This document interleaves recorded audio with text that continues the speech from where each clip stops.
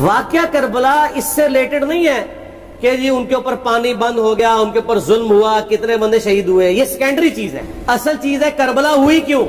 کیوں نبی علیہ السلام کی محنت کو 50 سال کے اندر اس لیول تک پہنچا دیا گیا کہ ہزاروں صحابہ زندہ ہیں اور نبی صلی اللہ علیہ وآلہ وسلم کی پوری اولاد ذبح کر دی جاتی ہے۔ ہم تو یہ کہہ نہیں رہے کہ کیسے ذبح کیا، انہوں نے آری چلائی تھی یا تلوار چلائی تھی، یہ تو واقعہ کربلا تو سب کو پتا ہے، ان کی شہادت بھی سب کو پتا ہے۔ جامعہ ترمذی میں حدیث ہے حسن و حسین جنتی نوجوانوں کے سردار ہیں اور ان کی والدہ جو ہے وہ جنتی عورتوں کی سردار ہے، اور المستدرک الحاکم میں حدیث ہے حسن و حسین جنتی نوجوانوں کے سردار ہیں اور ان کے والد ان سے بھی بہتر ہیں۔ تو یہ تو ڈیفینیٹ حدیثیں، یہ تاریخ تو نہیں ہے، نبی علیہ السلام کے فرامین ہیں۔ ان کی موجودگی میں ان کے ساتھ یہ کچھ کیا جائے تو ہم نٹی گریٹیز میں نہیں پڑھتے، ہم اس تھیم کے اوپر کہ یہ کون سی چیز تھی جس نے خلافت راشدہ کو ملوکیت میں بدل دی، ہم اس تھیم کے اوپر بات کرتے ہیں۔ ہم کہتے ہیں چھوڑ دیں، بندے ہندے چھوڑیں، الٹیمیٹلی کیا نکلا ہے، کس کی وجہ سے ہوا ہے، وہ تو حدیث کی کتابوں میں موجود ہے۔ ہم کب کہہ رہے ہیں خفیہ کیمرے لگا گئے جی کس نے گولی پہلا تیر کس نے چلایا، یہ وہ ہم تو بتا رہے کس کے دور حکومت میں ہوا اور ان کا اپنا کردار کیا تھا، اس کو کس طریقے سے لا کے تخت پہ بٹھایا گیا، وہ ساری کی ساری چیزیں تو سامنے ہیں۔ وہ تاریخ کی کتابیں نہیں ہیں، حدیث کی کتابیں ہیں۔ اگر آپ کہتے ہیں کہ بخاری مسلم سے ہم نے صرف رفع الیدین کی حدیثیں لینی ہے یا ایمانیات کی حدیثیں لینی ہے اور باقی جو بخاری اور مسلم میں آل امیہ کی بدماشیوں کو ننگا کیا گیا ہے وہ ہم نے نہیں لینی ہے، تو سر پھر آپ اپنے آپ کو کلیئر کٹ، پھر ہم آپ سے واقعہ کربلا نہیں ڈسکس کریں گے، حجیت حدیث میں بات کریں گے۔ آپ کو اپنے آپ کو منکرین حدیث کہنا پڑے گا، یہ آپ اسکروٹنگ کیسے کریں گے؟ اس سے بڑی بات مجھے یہ بتائیں کہ عظمت صحابہ بڑی چیز ہے یا عظمت محمد رسول اللہ صلی اللہ علیہ وآلہ وسلم؟ تو بریلوی یہی تو رونا رو رہے ہیں، وہ کہہ رہے ہیں جی قرآن میں تھوڑی آیات ہے، آپ پھر مڑ مڑ کے پڑھتے ہیں قل انما انا بشر مثلکم، اس میں تو نبی علیہ السلام کی تنقیص ہو رہی ہے۔ تو ہم ان کو کیا کہتے ہیں کہ تنقیص مقصد نہیں، نعوذ باللہ نہ ہو رہی ہے، آپ افضل البشر ہیں لیکن آپ کی سپیشیز بشر ہے، یہ ہم اپنا عقیدہ سمجھتے ہیں، وہ اس کو تنقیص شمار کرتے ہیں۔ تو پھر اس وقت آپ بھی بریلویوں کی بات مان کے تو یہ آیات پڑھنا چھوڑ دیا، آپ کہتے ہیں نہیں آیات ہے کیوں نہ بیان کریں، تو ہم بھی کہتے ہیں احادیث ہے کیوں نہ بیان کریں کہ صحیح بخاری میں حدیث ہے 2812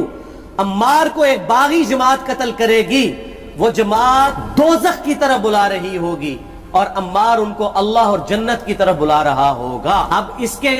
نرغے میں جو آتا ہے وہ آئے، میں اپنے نبی سے ٹکر لے لوں، آپ لوگوں کے منہ کا خیال رکھتے ہوئے کہ میں نبی علیہ السلام کو کہوں کہ آپ نے کیوں ایسی بات کر دی کہ مولا علی کے مخالفین کو آپ نے دوزخ کی طرف بلانے والی جماعت کہہ دیا، تو لیں آپ ٹکر، جائیں سیدھا دوزخ میں، اور تھوڑی جرت کریں، آپ یہ کہا کریں کہ اے اللہ، اپنے لیے کہا کریں کہ اللہ تعالیٰ آپ کا حشر یزید اور یزید کے آباء و اجداد کے ساتھ کرے اور اس کی اولاد کے ساتھ۔ ہم کہتے ہیں کہ اللہ تعالیٰ ہمارا حشر جو ہے وہ مولا حسن حسین، مولا علی علیہ السلام اجمعین اور اہل بیت کے ساتھ کرے، آمین۔ اور آپ میں تو اتنی جرت نہیں آپ یہ بات بھی کر سکیں کیونکہ ان کو پتہ ہے۔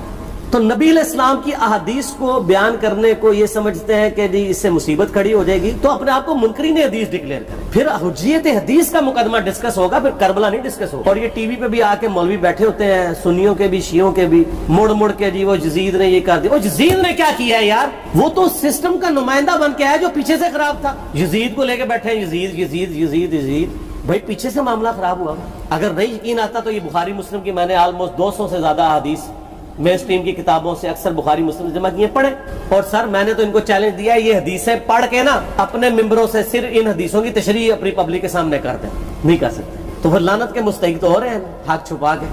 اور قیامت دن کے منہ پہ لگام ڈالیے، اور پھر مڑ مڑ کے کہتے ہیں نہیں جی وہ کچھ چیزیں خاص ہوتی ہیں وہ عوام الناس کے سامنے نہیں کرنی چاہیے، وہ صحابہ کرام بھی بعض کا ایسی باتیں پبلکلی نہیں کرتے تھے۔ میں نے اس کے اوپر بڑا ایک میرا کلپ ہے یوٹیوب پہ، مولا علی سے متعلق 5 جھوٹ، تو میں نے کافی ساری چیزیں اس میں ڈسکس کی ہیں، لیکن میں یہ کہتا ہوں کہ اللہ کے بندو جو چیزیں نبی علیہ السلام نے منع کی ہیں بیان کرنے سے وہ تو ہم ڈسکس کر بھی نہیں رہے۔ میں نے آج تک آپ کو منافقین کے نام بتائے، آپ نے حذیفہ ابن یمان کو بتائے تھے نا آپ صلی اللہ علیہ وسلم نے، صحیح بخاری میں آتا ہے، تو میں نے آپ کو بتائے، آپ رازدار رسول تھے، وہ ختم ہوگی بات، میں نے کبھی ڈسکس کی ہے؟ اگرچہ میں نے صحیح مسلم کی حدیث 7035 نمبر ڈسکس کی ہے کہ نبی علیہ السلام نے فرمایا میرے صحابہ میں 12 منافق ہیں، وہ کبھی بھی جنت میں داخل نہیں ہوں گے یہاں تک کہ سوئی کے ناکے سے اونٹ نہ گزر جائے، اور ان میں سے 8 ایسا ہے جس کی کمر پہ دوبیلا پھوڑا نکلے گا۔ میں نے آج تک آپ کو بتایا کہ کس کس کی کمر پہ دوبیلا پھوڑا نکلا اور اس کی موت اسی پھوڑے میں ہوئی ہے، بتایا؟ تو میں تو وہ چیزیں ڈسکس بھی نہیں کر رہا، میں وہ چیزیں ڈسکس کر رہا ہوں جو نبی علیہ السلام نے علامات النبوہ میں بتائی ہیں۔ یہ امام بخاری حدیث نبوت کی دلیل کے چیپٹر میں لے کے آئے ہیں، اور امام بہقی نے 3500 احادیث پر مشتمل ایک کتاب لکھی ہے دلائل النبوہ،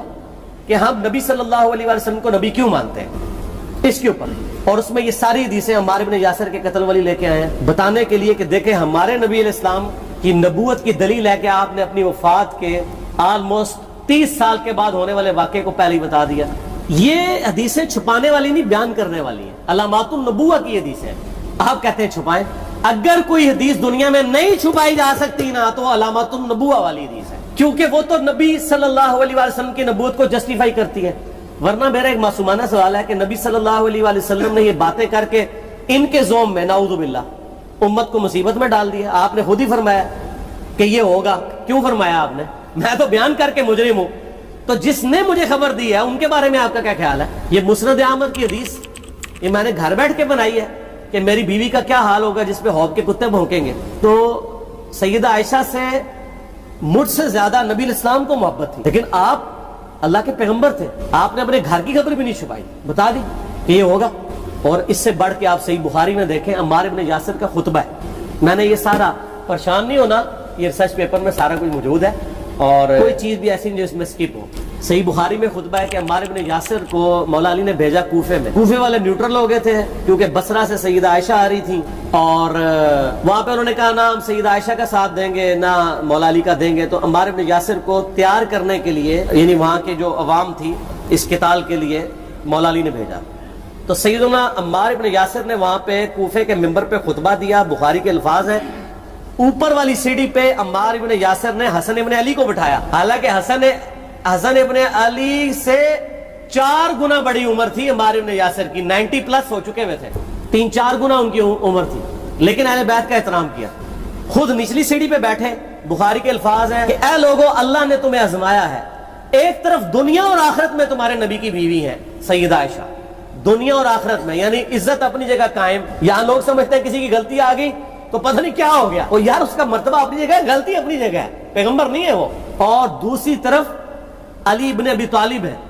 اللہ اب دیکھے گا تم عائشہ کی اطاعت کرتے ہو یا اللہ کی، علی کی نہیں اللہ کی۔ کیوں؟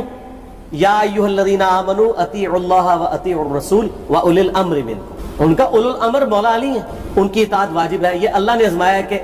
اللہ کی اطاعت کرتے ہو یا عائشہ کی۔ اور آپ حیران ہوں گے یہ حدیث امام بخاری حضرت عائشہ کی فضیلت والے چیپٹر میں لے کے آئے ہیں۔ اگر امام بخاری مشورہ کر لیتے نا ناسبیوں سے تو انہوں نے کہا تھا سر آخری صحیح رکھو، پچھلا رہن دو، بلکہ پچھلے والا رکھو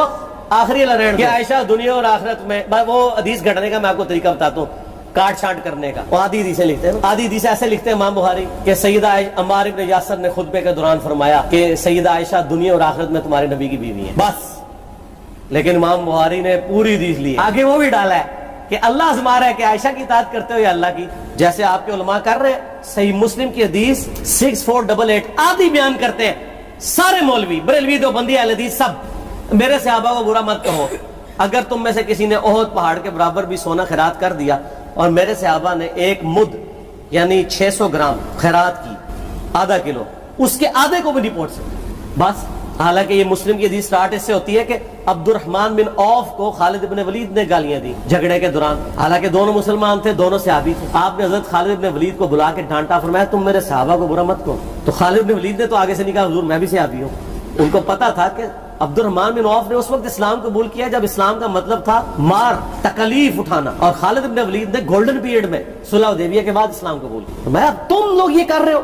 تم لوگ اگر احد پہاڑ کے برابر بھی سونا خیرات کر دو، یعنی صلح حدیبیہ کے بعد والے لوگ میرے ان کے برابر نہیں ہو سکتے۔ اور جو فتح مکہ پہ معافی مانگ کے مسلمان ہوئے ہیں طلقاء، مؤلفۃ القلوب آل امیہ، ان کا تو لیول ہی کچھ نہیں ہے۔ یہاں تو خالد بن ولید کے بارے میں یہ بات کی جا رہی ہے، اور پھر وہ مؤلفۃ القلوب اپنے زمانے میں ممبروں پہ سب و شتم کروائے سیدنا علی پر، تو سب سے پہلے تو ان کو کہنا چاہیے جن کے بارے میں حدیث تھی کہ تم صحابہ کو گالی مت دینا، ہم نے تو خیر کبھی دی بھی نہیں ہے۔ اور میں یہ آخری جملہ ان کو ایسا بولتا ہوں کہ جو ان کے دماغ تک ڈرل کر جائے گا کہ آل امیہ نے جو کچھ اپنے دور کے اندر سیدنا علی کی گستاخیاں کی ہیں نا، ہم نے تو ویسی کوئی ایک گستاخی بھی آل امیہ کے بارے میں نہیں کی ہے۔ میں نے آج تک آل امیہ کے اوپر بائی نیم کسی کے اوپر لعنت کی ہے،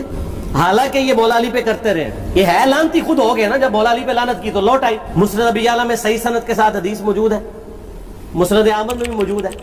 کہ سیدنا علی کو جس نے گالی دی اس نے رسول اللہ کو گالی دی صلی اللہ علیہ وسلم۔ جب ام سلمہ نے کہا تھا، شیخ زبیر صاحب نے اس کو تحکیم میں صحیح لکھا ہوا ہے فوٹ نوٹ کے اوپر، کہ لوگوں تمہارے ممبروں پر رسول اللہ کو گالیاں دی جاتی ہیں، تو انہوں نے کہا معاذ اللہ ہم کب کہیں گے، ایسا نہیں ہو سکتا. تو ام سلمہ نے کہا تم لوگ علی اور اس سے محبت کرنے والوں پہ گالی گلوچ نہیں کرتے ہو کیا؟ جبکہ میں نبی کی بیوی کہتی ہوں کہ سب سے زیادہ رسول اللہ سے محبت، سیدنا علی سے محبت نبی صلی اللہ علیہ وآلہ وسلم کرتے تھے. لہٰذا جب یہ تم کہتے ہو نا علی پر لعنت، علی سے محبت کرنے والوں پہ لعنت، تو یہ لعنت تو تم نبی علیہ السلام تک لے کے جا رہے ہو نعوذ باللہ، کیونکہ علی سے محبت کرنے والا تو پہلے نمبر پہ نبی صلی اللہ علیہ وآلہ وسلم ہے. اور پھر کہتے ہیں سب کا مطلب وہ تنقید ہے. اور نہ، پرانیاں گلاں، پرانے بابے، پرانے بزرگ، جھوٹے ہو. صحیح مسلم کھولو 6229 غدیر خم سے اگلی حدیث، لعن اللہ ابا التراب کے الفاظ ہے، مٹی والے ابن ابی طالب پر لعنت، یہ الفاظ موجود ہے. سب کا ترجمہ لعنت ہی ہے، تنقید نہیں ہے. اچھا پھر میرا معصومانہ سوال ہے کہ اس کا مطلب ہے صحابہ پہ تنقید کرنا اچھا کام ہے؟ کہیں گے نہیں. تو بتاؤ یہ برا کام کون کرتا تھا؟ شیعہ کا ابا کون ہے؟ رافضیوں کا ابا کون ہے؟ آل امیہ. تو لہذا شیعہ نو میں کہنا کہ تسی شیخین کے اوپر بکواس اور تبرہ کرنے کی بجائے نا آپ لوگوں کو حقائق بتائیں کہ ٹوٹی کمند کہاں. یہ سب مجرمین آل امیہ، اور یہ آل امیہ اور بنو ہاشم کی لڑائیاں نبی علیہ السلام کی بعثت سے پہلے چل رہی تھی، صدیوں سے چل رہی تھی. وہ تو پھر اللہ نے بنو ہاشم کو نبوت کے لیے چنا تو ان کو یہ پھر جیلسی ہضم نہیں ہوئی، وہ چیز آگے چلتی رہی. خیر چھوڑ دیں، ایک تلخ ٹاپک ہے. صلاۃ بر محمد و آل محمد، اللہم صلی علی محمد و علی آل محمد.